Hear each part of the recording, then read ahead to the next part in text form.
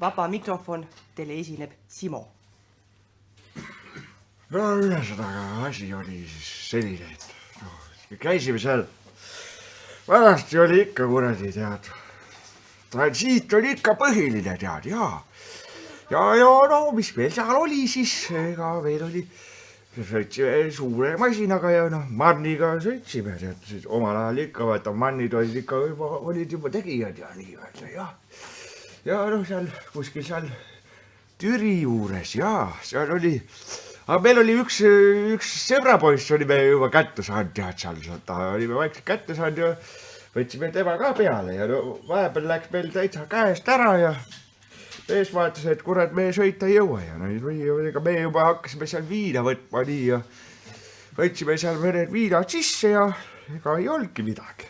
Kurat, aga vahepeal reka hakkas ära vajuma. Vajub ja kuradi mees ütles, ma võtan ise rooli üle, et olge teie, jooge siin taga nii palju kui teie tahate, kurat, aga mina hoian rooli, hoian sanga. No ja lendur nagu ta ikka oli, tead, aga no mis sa teed, vaata.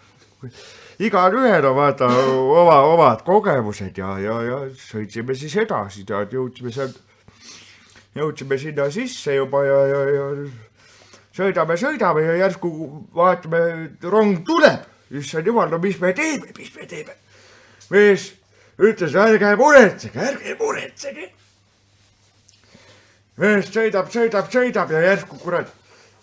Ütleme, vajutab pidurit, mees tõb kisub ülespoole.